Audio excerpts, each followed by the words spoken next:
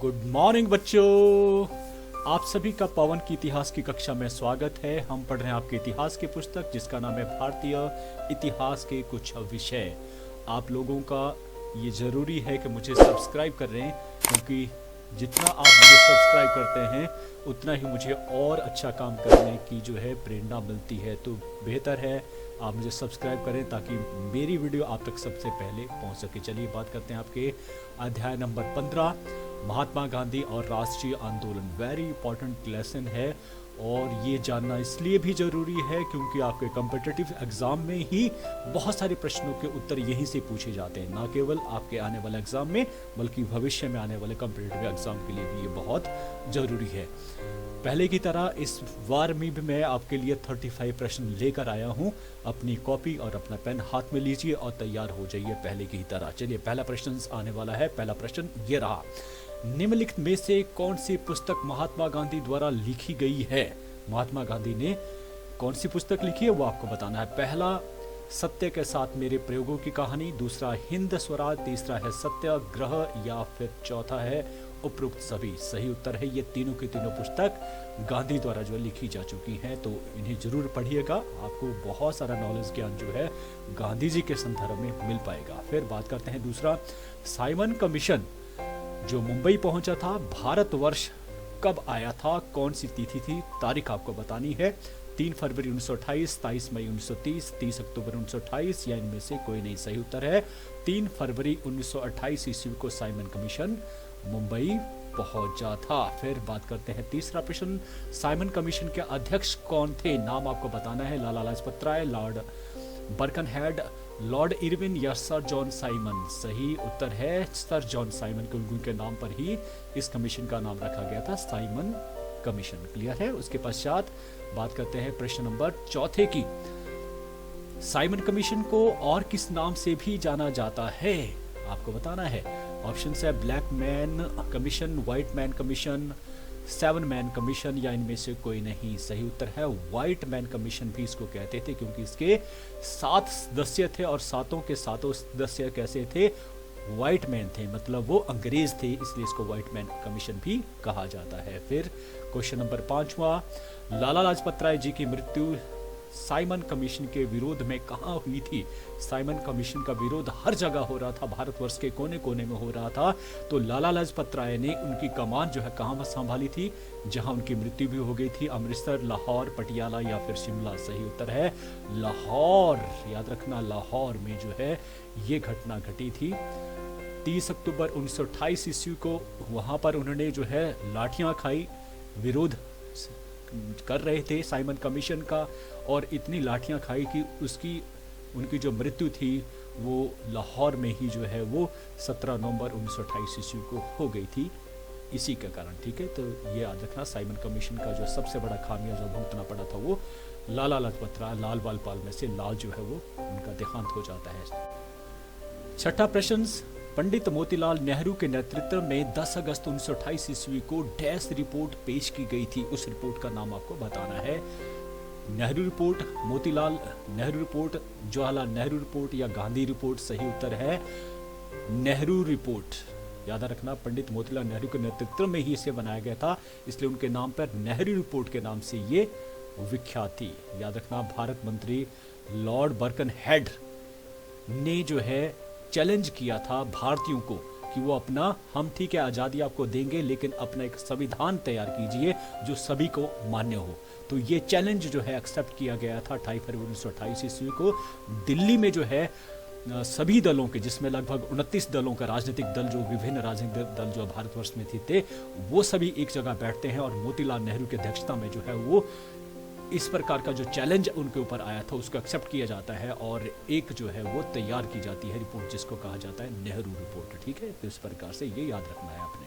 फिर 7वां आता है, भारतीय संविधान का प्रारूप तैयार करने के लिए पंडित मोतीलाल नेहरू के नेतृत्व में डैश व्यक्तियों की एक कमेटी जो है बनाई गई थी।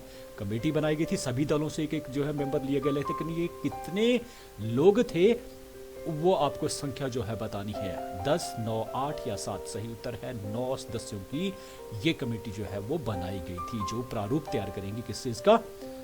जो उनको दिया गया था चैलेंज की एक ऐसा संविधान तैयार करना है। फिर 8वां प्रश्न ये रहा, दिसंबर 1929 ईस्वी को कांग्रेस का लाहौर अधिवेशन की अध्यक्षता की गई थी। बड़ा वेरी इंपॉर्टेंट था, क्योंकि पहली बार एक युवा नेतृत्व जो है वो मिला था कांग्रेस को, युवा चेहरा मिला था। उनका नाम आपको बताना है, मोतीलाल नेहरू, महात्मा गांधी, जवाहरलाल नेहरू या सुभाष चंद्र बोस। सही उत्तर है जवाहरलाल नेहरू जो है वो कहाँ पे, लाहौर अधिवेशन। और वेरी इंपॉर्टेंट है लाहौर अधिवेशन किसके लिए, अगला प्रश्न यही है।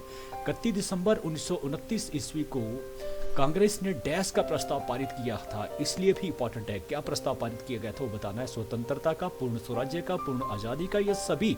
सही उत्तर है पूर्ण स्वराज्य का प्रस्ताव जो है 31 दिसंबर, याद रखना 31 दिसंबर 1929 ईस्वी को ये पूर्ण स्वराज्य का प्रस्ताव जो है पारित किया गया था, जिसके अध्यक्ष थे पंडित जवाहरलाल नेहरू। अगला प्रश्न, कांग्रेस द्वारा 26 जनवरी 1930 ईस्वी को डैश घोषित किया गया था। क्या घोषित किया गया था, ये बहुत इंपॉर्टेंट था। इसी अधिवेशन की बात हो रही है। एक और कार्य हुआ था, क्या था, प्रथम स्वाधीनता दिवस मनाया गया था या पराधीनता दिवस मनाया गया था, स्वतंत्रता दिवस मनाया गया था, इनमें से कोई नहीं। सही उत्तर है प्रथम स्वतंत्रता दिवस भी बनाया गया था, याद रखना, वेरी इंपॉर्टेंट। अगला प्रश्न 11वां, 22 मार्च 1930 ईस्वी को महात्मा गांधी जी ने डैश आश्रम से दांडी मार्च शुरू किया था। ये वो आश्रम था जो 1916 ईस्वी में गांधी जी के द्वारा बनाया गया था गुजरात में। और आपको नाम बताना है, साबरमती, दांडी, चंपारण या चोरा चोरी। सही उत्तर है साबरमती आश्रम, ठीक है, से दांडी मार्च। याद रखना दांडी मार्च वो मार्च था जिससे ही प्रारंभ जो माना जाता है सविनय अवज्ञा आंदोलन का। तो चलिए अगला भी प्रश्न जो इसी से संबंधित है कि ऐतिहासिक दांडी मार्च की यात्रा को पूर्ण करने के लिए उन्हें कितने दिन लगे थे, आप दिन बताने हैं। यस, ऑप्शन रहेंगी 22, 48, 24 या 34। सही आपको बताना है, याद रखना है। डेट्स जो है अगर आपको याद रही होगी कि 12 मार्च 1930 ईस्वी को दांडी मार्च जो है शुरू हुआ था, कहाँ से, साबरमती से, और दांडी पहुंच गए थे ये 25 अप्रैल को 1930 ईस्वी को। तो लगभग कितने दिन बनते हैं, ये 24 दिन बनते हैं। सही उत्तर है 24 दिन। क्लियर है। अगला प्रश्न ये रहा, 6 अप्रैल 1930 ईस्वी को महात्मा गांधी ने सुबह प्रार्थना करके, अगले ही दिन की बात कर रहे हैं, 5 अप्रैल को पहुंच गए थे, समुद्र के किनारे नमक बनाकर डैश का उल्लंघन किया था। क्या उल्लंघन किया था, नमक कानून, दांडी यात्रा, स्वदेशी कानून या इनमें से कोई नहीं। नमक कानून, याद रखना नमक कानून, हाथ में नमक लेकर खुद नमक बनाकर जो नमक कानून जो है वो तोड़ा था, क्योंकि नमक को बनाने का अधिकार केवल मात्र अंग्रेजों के पास, सरकार के पास था। और क्योंकि गरीब व्यक्ति भी नमक के साथ रोटी खाता था, इसलिए जो है इस अधिकार को छीन लिया गया था सरकार के द्वारा, और इस अधिकार को तोड़ा गया था गांधी जी के द्वारा 6 अप्रैल 1930 ईस्वी प्रकार। और इस प्रकार से सविनय अवज्ञा आंदोलन जो है शुरू कर दिया गया था महात्मा गांधी के द्वारा। याद रखना बड़ी वेरी इंपॉर्टेंट डेट है 6 अप्रैल 1930। हालांकि उसके बाद गांधी जी और बहुत सारे लोगों को जो है वो जेल में डाल दिया गया था, पूरी तरह से अंदर गिरफ्तार कर लिया गया था। और माना जाता है लगभग उस समय 90,000 लोग गिरफ्तार हुए, 110 लोग जो मारे गए थे और बहुत सारे लोग जो घायल हुए थे। ठीक है, तो इस तरह से ये 13वां प्रश्न। फिर आता है 14वां प्रश्न, 12 नवंबर 1930 ईस्वी को लंदन में डैश सम्मेलन बुलाया गया था। कौन सा सम्मेलन जो 12 नवंबर 1930 ईस्वी को जो है वो बुलाया गया था, वेरी इंपॉर्टेंट है ये भी क्वेश्चंस आपको बताना है। द्वितीय गोलमेज सम्मेलन, प्रथम गोलमेज सम्मेलन, तृतीय गोलमेज सम्मेलन, इनमें से कोई नहीं। सही उत्तर है प्रथम गोलमेज सम्मेलन जो है वो बुलाया गया था। किस लिए, राजनीतिक समाधान निकालने के लिए, क्योंकि जो लगातार आंदोलन चल रहे थे उसका राजनीतिक सॉल्यूशन क्या होगा उसके लिए जो है ये गोलमेज सम्मेलन लंदन में बुलाया गया था, प्रथम गोलमेज सम्मेलन। फिर 15वां प्रश्न ये रहा, प्रथम गोलमेज सम्मेलन में कुल कितने प्रतिनिधियों ने भाग लिया था, भारत से कितने लोग जो है वो सम्मेलन में शामिल हुए थे, उनकी संख्या आपको बतानी है। 78, 72, 77 या फिर 89 जो है 90 जो है लोग। तो सही उत्तर है 89 जो है सदस्य जो है वो सम्मिलित हुए थे, जिनमें कांग्रेस की ओर से कोई भी जो है प्रतिनिधि नहीं गया था। याद रखना कांग्रेस की तरफ से कोई नहीं गया था। 16वां है, प्रथम और द्वितीय गोलमेज सम्मेलन की अध्यक्षता किसने करी थी। ये ब्रिटिश के प्रधानमंत्री जिन्होंने अध्यक्षता की थी, उनका नाम आपको बताना है। रामजे मैकडोनल्ड, लॉर्ड इरविन या महात्मा गांधी। सही उत्तर है रामजे मैकडोनल्ड, उस समय के प्रधानमंत्री थे, उन्होंने इस सम्मेलन की अध्यक्षता की थी, दोनों ही प्रथम और द्वितीय की। ठीक है, उसके पश्चात अगला प्रश्न ये रहा, दूसरे गोलमेज सम्मेलन में कांग्रेस की ओर से केवल डैश ने ही भाग लिया था। याद रखना द्वितीय गोलमेज सम्मेलन में गांधी जी के साथ समझौता वो कर लिया था उन्होंने 5 मार्च 1931 ईस्वी को, जिसे गांधी इरविन समझौता भी कहा जाता है। इस समझौते के तहत गांधी जी ने मान लिया था दूसरे गोलमेज सम्मेलन में जाने के लिए। तो केवल किसने भाग लिया था? सही उत्तर है महात्मा गांधी ने। मैंने जवाब इसका पहले ही दे दिया, तो महात्मा गांधी इसका सही उत्तर है। दूसरे गोलमेज सम्मेलन में उन्होंने कांग्रेस की तरफ से केवल मात्र एक सदस्य महात्मा गांधी ने भाग लिया था। फिर आता 18वां क्वेश्चन, सविनय अवज्ञा आंदोलन। पूरा अवज्ञा है आंदोलन महात्मा गांधी द्वारा पुनः आरंभ किया गया था। इसे जो है इसे वापस लिया गया। अब इसको पुनः जो है वो आरंभ किया गया था कब? 1 जनवरी 1932 ईस्वी को, 2 जनवरी 1932 को, 3 जनवरी 1932 ईस्वी को, 4 जनवरी 1932 ईस्वी को आपको बताना है। 3 जनवरी 1932 ईस्वी को फिर से आरंभ कर दिया गया था, क्योंकि गोलमेज सम्मेलन से गांधी जी को कुछ भी प्राप्त नहीं हुआ था, कुछ भी हासिल नहीं हुआ था। इसलिए आते ही उन्होंने देखा कि यहाँ पर जो हो रहा था वो उसके विपरीत था। जो उन्होंने सेकंड गोलमेज सम्मेलन में जाने के लिए जो शर्तें रखी थी वो कोई भी फॉलो नहीं हो रही। इस प्रकार से 3 जनवरी 1932 को फिर से जो है वो उन्होंने सविनय अवज्ञा आंदोलन को पुनः जो प्रारंभ किया था, क्योंकि उस समय जो वायसराय आए थे लॉर्ड वेलिंगटन, उन्होंने जो वायसराय थे पहले के, उनके जितनी भी बातें थी गांधी इरविन जो समझौता था उससे इनकार कर दिया था। तो इसलिए ये हुआ था। और उस समय देखिए दूसरे गोलमेज सम्मेलन आपका जो ये सविनय अवज्ञा आंदोलन हुआ था उससे भी बड़ा हुआ था। माना जाता है कि उस समय लगभग 1,20,000, जबकि पहले सम्मेलन में जो आपका आंदोलन हुआ था लगभग 90,000 के लोग गिरफ्तार किए गए। अब 1,20,000 के करीब जो लोग गिरफ्तार किए गए, है ना। तो इस आंदोलन को भी बाद में 1934 ईस्वी में, क्योंकि जो है गांधी जी को जो जेल में डाल दिया गया, फिर एक समझौते के तहत 1933 में उनको वापस किया गया, जेल से निकाल दिया गया। और इस प्रकार से ये समझौता जो है 1934 ईस्वी में समझौता नहीं, इस आंदोलन को वापस ले लिया गया था। फिर आता है 1900 प्रश्न। 16 अगस्त 1932 ईस्वी को रैमजे मैकडोनाल्ड ने डैश की घोषणा की थी। ईस्वी को रैमजे मैकडोनाल्ड ने किसकी घोषणा करी थी? ये बड़ा इंपॉर्टेंट प्रश्न जो आता है। आमरण अनशन, कम्युनल अवार्ड, स्वराज्य या यह सभी? सही उत्तर है कम्युनल अवार्ड। याद रखना कम्युनल अवार्ड 16 अगस्त 1932 इसको रैमजे मैकडोनाल्ड ने घोषणा करी थी। ये वेरी इंपॉर्टेंट प्रश्न जो है वो कई बार जो है वो पूछा जाता है।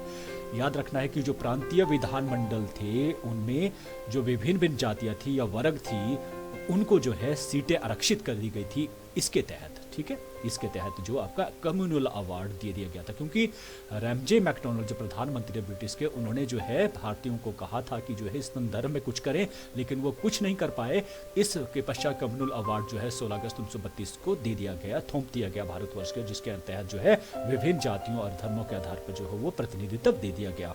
जैसे कि अगर यही नहीं, जो हरिजन थे उनको हिंदुओं से अलग जो मताधिकार देने का भी विरोध जो गांधी जी ने किया, तो इसलिए इस कम्युनल अवार्ड के विरुद्ध जो है वो गांधी जी थे, है ना। तो ये कम्युनल अवार्ड था। इसके अगला प्रश्न है, इसलिए मैं आगे नहीं बढ़ूंगा। भीमराव अंबेडकर और महात्मा गांधी जी के बीच में समझौता हुआ था। क्या समझौता था? क्योंकि भीमराव अंबेडकर भी जो है इस कम्युनल अवार्ड के साथ थे। वो चाहते थे कि जो है जो दमित जातियां हैं, जो जिन जातियों के साथ जो है कई वर्षों से जो है वो कई वर्षों का जो से जो है वो उनके साथ गलत व्यवहार हो रहा था, उनको प्रतिनिधित्व नहीं मिल रहा था, तो वो चाहते थे कि उनको प्रतिनिधित्व मिले। इसलिए कम्युनल अवार्ड जो है भीमराव अंबेडकर के साथ ही सरकार ने जो है तैयार किया था। तो सिर्फ केवल मात्र भीमराव नहीं, और भी लोग शामिल थे। इसलिए जो है भीमराव अंबेडकर और महात्मा गांधी के बीच में इस बात को लेकर जो है वो काफी जो है तनातनी चली। और इसी सिलसिले में गांधी जी ने जो है क्या कर लिया था, आमरण अनशन जो है वो रख दिया था। 20 सितंबर को याद रखना, आमरण अनशन रखा था। और गांधी जी को, क्योंकि गांधी जी का बहुत जो है वो सम्मान करते थे लोग, जिसमें से भीमराव अंबेडकर भी उनका सम्मान करते थे, इसलिए दोनों को जो है आपस में मिल बैठकर जो है वो समझौता करना पड़ा। उस समझौते का नाम क्या था वो बताना है। पटना समझौता, शिमला समझौता, पूना समझौता या लखनऊ समझौता? सही उत्तर है पूना में ये समझौता हुआ था, इसलिए इसको पूना समझौता के नाम से जो वो जाना जाता है। और ये हुआ था 26 सितंबर 1932 ईस्वी को। याद रखना 26 सितंबर 1932 ईस्वी को। फिर 21वां प्रश्न। 1935 ईस्वी के भारत सरकार अधिनियम के अनुसार 2 नए प्रांतों का गठन किया गया था। नए प्रांत बनाए गए थे भारतवर्ष में। वो कौन से? हिंदुस्तान के, भारत नहीं बोलेंगे, उस समय हिंदुस्तान कहा जाता। तो उसमें के 2 प्रांत क्या थे? 2 प्रांत। पंजाब जो बनाए गए थे नए प्रांत, पंजाब, हरियाणा, उड़ीसा, सिंध, हिमाचल, उत्तराखंड या पश्चिम बंगाल या सिक्किम। सही उत्तर है उड़ीसा और सिंध। ये नए दो प्रांत 1935 ईस्वी के अधिनियम के तहत जो बनाए गए थे। एक और इंपॉर्टेंट है कि 22वां प्रश्न, वर्मा जो म्यांमार के नाम से आज विख्यात है, भारत से किस वर्ष में इसको अलग कर दिया गया था? याद रखना, भारत वर्ष का ये एक हिस्सा था, ठीक है, लेकिन ये किस वर्ष में अलग कर दिया गया था? 1937, 1947, 1925, 1933। सही उत्तर है 1937 ईस्वी में। हालांकि 1935 ईस्वी के अधिनियम के तहत इसे अलग कर दिया गया था, लेकिन ये 2 वर्षों के पश्चात 1937 ईस्वी में वर्मा जो है वो अलग देश बना दिया गया था। याद रखना है। 23वां आता है, दूसरा विश्व युद्ध कब चला था? कब से कब तक चला था? सितंबर 1929 से लेकर 45, मार्च 1928 से 45 अगस्त, या सितंबर 1929 से लेकर अगस्त 1942, सितंबर 1939 से लेकर अगस्त 1945। सही उत्तर है 39 से लेकर 45 ईस्वी तक, सितंबर 1939 से लेकर अगस्त 1945 ईस्वी तक जो है वो द्वितीय विश्व युद्ध जो प्रारंभ हो गया था। और द्वितीय विश्व युद्ध आरंभ हो गया था, इसलिए अंग्रेजों की दिक्कतें जो है वो बढ़ गई थी। अब आता है 24वां प्रश्न, डैश ने 22 दिसंबर 1939 ईस्वी को मुक्ति दिवस मनाने के लिए कहा। किसने कहा था मुक्ति दिवस मनाओ? और ये मुक्ति दिवस क्यों बना था? क्योंकि कांग्रेस ने 22 दिसंबर 1939 ईस्वी को जो है वो जो प्रांतीय विधानमंडल थे वहां से जो है क्या इस्तीफा दे दिया था। तो इस प्रकार से अब जो खास तौर पर जो मुस्लिम लीग थी उसने जो है इसे जो है वो मुक्ति दिवस के तौर पर माना था। तो उनके जो अध्यक्ष थे वो कौन थे वो आपको बताना है। मोहम्मद अली जिन्ना, शौकत अली, जवाहरलाल नेहरू या महात्मा गांधी। सही उत्तर है मोहम्मद अली जिन्ना ने 22 दिसंबर 1939 को मुक्ति दिवस मनाने का जो है वो आह्वान किया था। 25वां प्रश्न, 23 मार्च 1940 ईस्वी को मुस्लिम लीग ने लाहौर अधिवेशन में स्वतंत्र देश का प्रस्ताव पारित किया गया था। भारत बनाने का, बांग्लादेश, पाकिस्तान या श्रीलंका। सही उत्तर है बिल्कुल सही, पाकिस्तान बनाने का निर्णय जो है वो लिया गया था। 26वां प्रश्न, व्यक्तिगत सत्याग्रह के आंदोलन के पहले सत्याग्रही थे। याद रखना महात्मा गांधी ने ही इसे भी शुरू किया था, व्यक्तिगत सत्याग्रह। व्यक्तिगत सत्याग्रह का मतलब क्या हुआ कि हर व्यक्ति को जो है का उद्देश्य होना चाहिए सत्य और अहिंसा में आस्था रखना, और भारतीयों को एक स्वतंत्र भाषण देने की जो आज़ादी मिले इसके लिए ये व्यक्तिगत सत्याग्रह जो है शुरू किए गए थे। सभी को कहा गया था, आह्वान किया। इसमें से पहले सत्याग्रही का नाम बताना है आपको, और पहले सत्याग्रही थे विनोबा भावे। सही उत्तर है विनोबा भावे, याद रखना इनका नाम।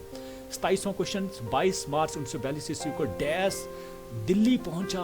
ये क्या था भाई बताना है आपको। British mission, white man mission, Churchill mission या क्रिप्स मिशन। सही उत्तर है क्रिप्स मिशन जो है 22 मार्च 1942 ईस्वी को दिल्ली पहुंचा था। वेरी इंपॉर्टेंट प्रश्न है क्रिप्स मिशन। क्यों भाई? सेकेंड वर्ल्ड वॉर शुरू हो गया था और यहाँ भारत कहीं उनसे छिन ना जाए, ये इंपॉर्टेंट है। क्योंकि जापानी जो थे, जापान कहाँ तक पहुंच गया था? रंगून तक पहुंच गया था। वर्मा की राजधानी रंगून तक पहुंच गया, इसलिए उनको डर था कि भारत न छूट जाए। इसलिए जो है भारतीयों के साथ खासतौर पर गांधी जी के या कांग्रेस या सभी दलों के साथ बात करने के लिए क्रिप्स मिशन जो है भेजा गया था। फिर 28वां प्रश्न, गांधी जी का नाम निम्नलिखित में से किस नारे से जोड़ा जाता है? करो या मरो, तुम मुझे खून दो, मैं तुम्हें आजादी दूंगा, स्वराज्य मेरा जन्मसिद्ध अधिकार है, जय हिंद। सही उत्तर है करो या मरो, क्विट इंडिया मूवमेंट के साथ। ठीक है। फिर रॉयल इंडियन नेवी के 1100 सैनिकों ने ब्रिटिश सरकार के विरुद्ध विद्रोह कर दिया था। किस जगह के ऊपर? मुंबई, मद्रास, कोलकाता या दिल्ली। सही उत्तर है मुंबई में, और उसके पश्चात मद्रास, कोलकाता में भी इसी प्रकार का विद्रोह हुआ। अब जो है अंग्रेजों को सबक मिल गया था कि उन्हें जल्दी ही भारत छोड़ना पड़ेगा। फिर आता है 30वां प्रश्न, मुस्लिम लीग ने 16 अगस्त 1946 को डैश दिवस मनाने का निर्णय लिया। ये कौन सा दिवस था? प्रत्यक्ष कार्रवाई दिवस, अप्रत्यक्ष कार्रवाई दिवस, शिखर कार्रवाई दिवस और यह सभी। याद रखना जुलाई 1946 ईस्वी में इलेक्शन हुए थे विधानसभा के, ठीक है, सॉरी जो आपका संविधान सभा के, संविधान विधानसभा नहीं, संविधान सभा के संविधान बनाने के लिए कौन कौन से सदस्य होंगे उनके लिए इलेक्शंस हुए थे। तो उसमें जो है सबसे ज्यादा जो सीटें थी वो मिली थी कांग्रेस को। याद रखना कांग्रेस को सबसे ज्यादा 211 सीटें मिली थी और मुस्लिम लीग को केवल मात्र 73 मिली, 73। तो इसलिए भी नाखुश थे और इसलिए वो लगातार जो है वो क्या कर रहे थे, कुछ भी उनको मौका जो मिलता था। इस प्रकार से प्रत्यक्ष कार्रवाई दिवस भी जिन्ना के द्वारा जो है मुसलमानों को मनाने के लिए कहा गया। इस प्रकार से कलकत्ता में बहुत कत्ल हुए हिंदुओं के, और इस प्रकार से हिंदू और मुसलमानों के बीच में जो खाई थी वो और भी बढ़ गई थी इस प्रत्यक्ष कार्रवाई दिवस के कारण। फिर 31वां प्रश्न, कैबिनेट मिशन की योजना अनुसार अंतरिम सरकार के अध्यक्ष थे। देखिए कैबिनेट मिशन ने एक योजना दी थी अंतरिम सरकार बनाने की। उसके अध्यक्ष आपको बताना है पंडित जवाहरलाल नेहरू, महात्मा गांधी, सुभाष चंद्र बोस, मोतीलाल नेहरू। सही उत्तर है पंडित जवाहरलाल नेहरू को जो है उस अंतरिम सरकार का जो है अध्यक्ष बनाया गया था। वेरी इंपॉर्टेंट, ठीक है। 2 दिसंबर 1946 2 सितंबर 1946 को ये सरकार जो बनाई गई थी, जिसके अध्यक्ष थे पंडित जवाहरलाल नेहरू। ये ट्रायल था कि कैसे ये सरकार चला पाएंगे, लेकिन जो खास तौर पर जिन्ना थे या जो लीग थी वो लगातार जो है इसका विरोध भी कर रहे थे और उसको असफल करने के लिए, विफल करने के लिए सारे प्रयास जो है कर रहे थे, हर्ष भरसक प्रयासों कर रहे थे, हिंसा भी कर रहे थे। तो इस कारण जो है, क्योंकि पंडित जवाहरलाल नेहरू इसे जो है वो करने में सक्षम नहीं रहे, चलाने में सक्षम नहीं रहे, और इस प्रकार से अब ये हो गया था कि भारत के अब टुकड़े करना ही पड़ेंगे, इसका 2 विभाजन जो है करना ही पड़ेगा, क्योंकि अंतरिम सरकार जो है वो विफल रह गई थी। फिर 32वां प्रश्न, माउंटबेटन योजना क्या थी? माउंटबेटन याद रहोगा आपका अंतिम वायसराय जो है वो माउंटबेटन थे। तो ये योजना क्या थी? माउंटबेटन योजना के घूमने की योजना थी, देश को भारत पाकिस्तान में बांटने की योजना थी, भारत को स्वराज्य दिलाने की योजना थी, यह सभी। सही उत्तर है पूरे देश को 2 भागों में भारत और पाकिस्तान में बांटने की योजना को माउंटबेटन योजना जो है वो कहा जाता है। 33वां प्रश्न, पंजाब और बंगाल की सीमा का विभाजन करने के लिए डैश की अध्यक्षता में एक मिशन नियुक्त किया गया, उस मिशन का नाम बताना है। Sir Cyril Radcliffe, Lord Mountbatten, Lord Attlee, इनमें से कोई नहीं। सर याद रखना है, ये बहुत इंपॉर्टेंट है। सर साइरल रेडक्लिफ के नाम से जो है ये जाना जाता, जिसने जो है सीमा को निर्धारित किया था पंजाब और बंगाल में। पंजाब, क्योंकि पंजाब जो पूर्वी और पश्चिमी पंजाब जो है बट गया था, पंजाब पूरी तरह से बट गया था भारत और पाकिस्तान में। पूर्वी पंजाब जो है वो भारतवर्ष में आ गया था और पश्चिमी पंजाब जो सबसे फर्टाइल था वो पाकिस्तान में चला गया। इस प्रकार से बंगाल जो है कि 2 हिस्से बन गया, एक बांग्लादेश बन गया पूर्व की तरफ को, और पश्चिम में जो पश्चिमी बंगाल जो हो भारतवर्ष में रह गया। तो इसको जो बांटने का कार्य किया था सर साइरल रेडक्लिफ ने, याद रखना वेरी इंपॉर्टेंट है। फिर 34वां प्रश्न ये रहा, पाकिस्तान देश कब अस्तित्व में आया था? कौन सी डेट थी? 15 अगस्त 1947, 14 अगस्त 1947, 16 अगस्त या 26 जनवरी 1950? सही उत्तर है 15 अगस्त। एक दिन पहला जो है वो पाकिस्तान को स्वायत्तता मिल गई थी, आज़ादी दे दी गई थी। फिर 35वां प्रश्न, भारत गणतंत्र कब बना? देखिए भारत स्वतंत्र हुआ 15 अगस्त 1947। गणतंत्र की बात करें, जब भारत का अपना संविधान जिस दिन तैयार हो गया उसे लागू कर दिया गया था, वो बताना है। 15 अगस्त 1947, 26 जनवरी 1950, 25 जनवरी 1971, इनमें से कोई नहीं। सही उत्तर है 26 जनवरी 1950 ईस्वी को ये भारत जो है गणतंत्र बन गया था। यहाँ पर मैं एक बात कहना चाहूँगा, ये 26 जनवरी इसलिए, हालांकि जो है 1949 में ही जो संविधान था बनकर तैयार हो गया, लेकिन डेट निर्धारित की गई 26 जनवरी 1950, क्योंकि आपको याद होगा 26 जनवरी 1930 को जो है क्या क्या बनाया था, प्रथम स्वतंत्रता दिवस मनाया गया था। तो इसलिए ही इस डेट का जो है वो क्या किया गया, इंतजार किया गया और इस डेट को ही निश्चित किया गया गणतंत्र बनाने के लिए। तो ये 35 के 35 प्रश्न यही समाप्त होते हैं।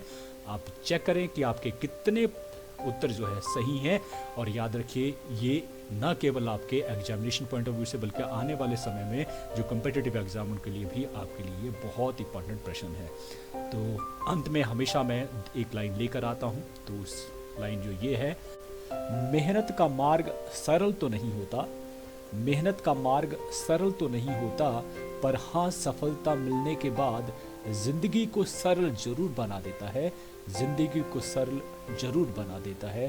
तो याद रखिए, आज से ही मेहनत करने का मार्ग प्रशस्त कीजिए, मेहनत कीजिए, ताकि आने वाला समय आप सक्सेस से भरा हो, कभी भी आपको जो है पीछे मुड़कर ना देखना पड़े, हताश ना होना पड़े कि काश मैंने मेहनत करी होती तो आज ये जीवन देखने को ना मिलता। Thank you. इन्हीं शब्दों के साथ आप मुझे बड़े ध्यान से सुनते हैं, उसके लिए हमेशा हमेशा आपका बहुत बहुत धन्यवाद। Thank you.